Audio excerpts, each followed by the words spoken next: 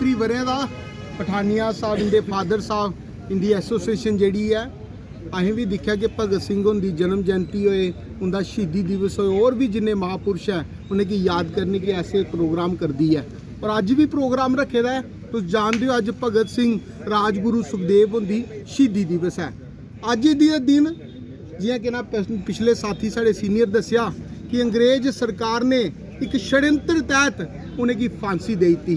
पर वो वीर सपूत माँ भारती दे साथियों हसदे हसदे फांसी उपर अपना उन्हें बलिदान दे दिता अपने प्राणे का ताकि साड़ी भारत माता इन अंग्रेजों को इन्हें की छुटकारा मिले। और आखिरकार वो दिन आया जदों कि ना छुटकारा मिलिया। साथियों हो सकता है सानू दे अगर अपने देश लिए अपनी माँ भारती लिए प्राणे का बलिदान देने का अवसर नहीं मिले शायद नहीं भी मिले पर मैं सच आखना चाहना अब तुहाडे माध्यम के नाल सारे की सानू अपने देश अपनी माँ भारती लिए जीने का अवसर मिलेगा। सानू चाहिए कि जिहड़ा नेशन बिल्डिंग का कार्यक्रम है नेशन की ट्रांसफॉर्म करने का कार्यक्रम है उहदे अपना भागीदारी बनिए अपनी ईमानदारी नाल अपना भी योगदान दईए ताकि साड़ा देश साड़ी माँ भारती एक बार फिर विश्व गुरु बनी सके। मैं एक बार फिर अपने के ना जिन्ने भी शहीद है साढ़े भगत सिंह राजगुरु सुखदेव हो रहे की बड़ी नम आखे नाल उन्हें की नमन करना उनके प्रति अपने श्रद्धा सुमन अर्पित करना। जो कार्यक्रम है उसके बारे में सारा हिंदुस्तान जानता है कि आज का दिन जो है बड़ा हमारे लिए दुखदायी दिन था जिसमें हमारे शहीद आज़म भगत सिंह जी राजगुरु और सुखदेव जी ने इस देश की आज़ादी के लिए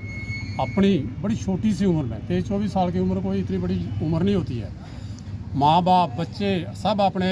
फ्यूचर के बारे में सोचते हैं लेकिन उन्होंने देश के बारे में सोचा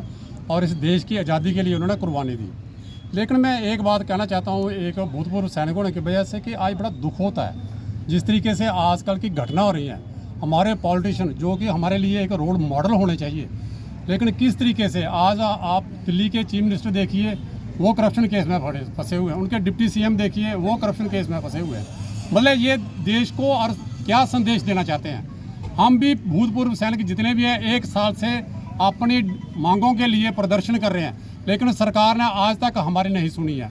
और मैं कहता हूँ सबसे ज़्यादा दुख की बात यह है कि पूरे हिंदुस्तान के जितनी भी हमारी जनता है 2% लोग भी नहीं जानते हैं कि आज का दिन है क्या, इसका महत्व क्या है। आप खुद देख सकते हैं डिस्ट्रिक्ट कठुआ है ये कितनी आबादी है जहाँ की 2-2 कॉन्स्टिट्यूशन है और जहाँ आज कौन है खड़ा ये है जो हमारे भूतपूर्व सैनिक हैं यही खड़े हैं ना। लेकिन मैं आने वाली पीढ़ी को जो हमारी जनरेशन है उनको यही संदेशा देना चाहता हूँ कि जिस तरीके से इन लोगों ने अपनी जान की परवाह न करते हुए देश की रक्षा के लिए देश की आज़ादी के लिए अपने प्राणों की आहुति दी, इसलिए आज हमारा सभी का ये दायित्व बनता है कि इस आज़ाद हिंदुस्तान में रहते हुए अपने देश के लिए जो भी अच्छा हो सकता है उसको करना चाहिए। इसी के साथ मैं आपका बहुत बहुत धन्यवाद करता हूँ। जय हिंद जय भारत। ईद का शहीदी दिवस हो चाहे उसका जन्म दिवस हो हम कोशिश करते हैं कि उसको छोटे या बड़े पैमाने पर मनाया जाए ताकि जिन लोगों ने इस देश के लिए हंसते हंसते कुर्बानियाँ दी हैं उनको लोग भूलें ना और हमेशा ये याद रखें कि उनका सपना क्या था। मैं आपको बताना चाहूँगा कि आज 23 मार्च है और 23 मार्च 1931 को जिस प्रकार से सब लोग जानते हैं कि शहीद भगत सिंह शहीद राजगुरु शहीद सुखदेव किस प्रकार से इन लोगों ने हंसते हंसते इस देश की आज़ादी के लिए हंसते हंसते फांसी के फंदे को चूम लिया था। हमारा एक प्रयास रहता है हमेशा कि हम लोग इस फंक्शन को यहाँ पे मनाते हैं इनका चाहे शहीदी दिवस हो चाहे जन्म दिवस हो ताकि जो आने वाली जनरेशन है जो हमारे आने वाली पीढ़ियाँ हैं वो ये महसूस कर सकें कि आज जिन हम आज़ाद फिजाओं में सांस ले रहे हैं वो आज़ादी हमें ऐसे ही नसीब नहीं हुई बल्कि उसके लिए हमारे सैकड़ों हज़ारों बलिदानियों ने जो है वो बलिदान दिया है। 23 या 24 वर्ष की आयु में लोगों के और 1000 किस्म के सपने हो सकते हैं लेकिन शहीद राजगुरु सुखदेव भगत सिंह ने अपने प्राणों की आहुति देके बलिदान देके ये सिद्ध किया कि इस देश के लिए मर मिटने का जज्बा है वो हर नौजवान में जो है वो कहीं ना कहीं होना चाहिए। हमारा पैगाम हमारा संदेश यही रहता है कि आज भी बहुत सी ऐसी ताकतें हैं जो इस देश को कहीं ना कहीं बिखेरने का प्रयास करती हैं, इस देश को कहीं ना कहीं तोड़ने का प्रयास करती हैं। तो भगत सिंह राजगुरु सुखदेव और उनके पद चिन्हों पर चलते हुए आज का नौजवान ये प्रण ले कि जब कभी भी इस भारतवर्ष पर कोई भी टेढ़ी नज़र से देखेगा उसका हम मुंह तोड़ जवाब देने में कहीं ना कहीं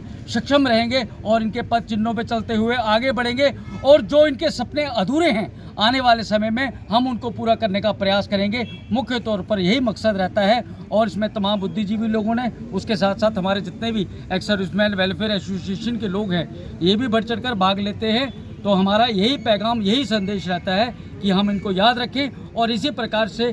किसी न किसी तरीके से शहीदों को याद करते रहें।